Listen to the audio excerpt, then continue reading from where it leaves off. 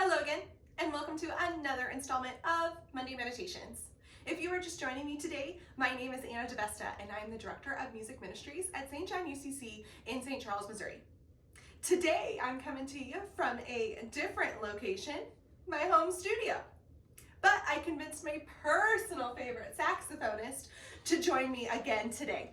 It is easier to get Aaron and I together to play at home than it is at church, so I thought you all wouldn't mind the change of scenery.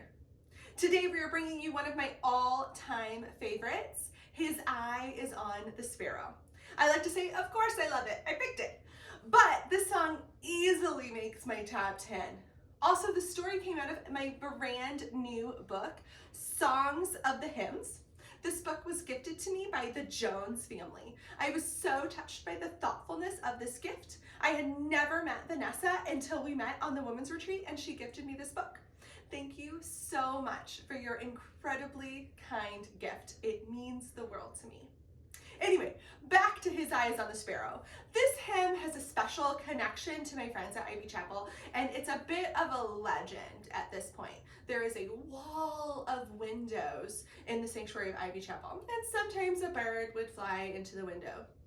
It is said that while the choir was singing, His Eye is on a sparrow actually flew into those windows. So now His Eye is on the Sparrow is a little bit like their theme song.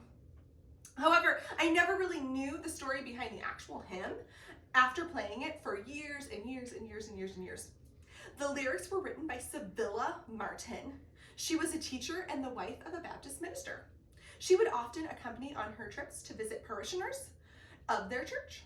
Over time, they developed a close bond to a couple named Doolittle.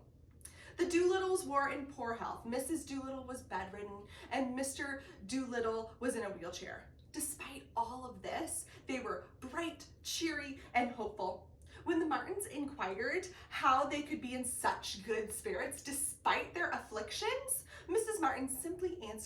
Doolittle simply answered, "His eye is on the sparrow, and I know he watches me." Civilla herself was in poor health, but this simple statement of faith inspired Civilla to write the hymns to this now famous hymn. Shortly after she finished her poem, she sent it to the famous hymn writer, Charles Gabriel. He himself was in a depressed state. He had looked over some lyrics, but nothing was really singing to him. Then he remembered receiving Civilla's poem. He said it felt as if someone was speaking to him, and as he read the words, the melody instantly formed in his mind. The same melody that we hear today. I hope that the Doolittle's faith inspires you today as it inspired both Civilla and Charles Gabriel. Let us reflect upon these lyrics. Why should I feel discouraged? Why should the shadows fall? Why should my heart be lonely and long for heaven and home? When Jesus is my portion, my constant friend is He. For His eye is on the sparrow, and I know He watches me. I sing because I'm happy. I sing because I'm free. For His eye is on the sparrow, and I know He watches me.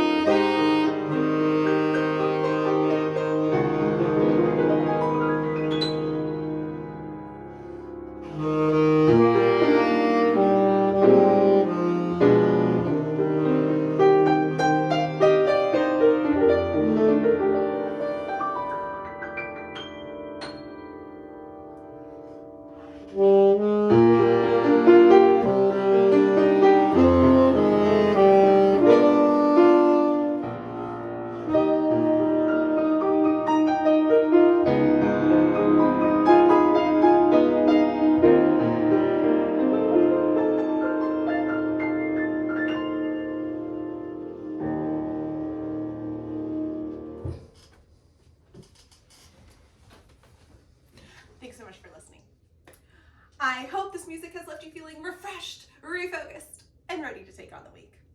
Another special thank you to Vanessa listener Jones for her incredibly thoughtful gift.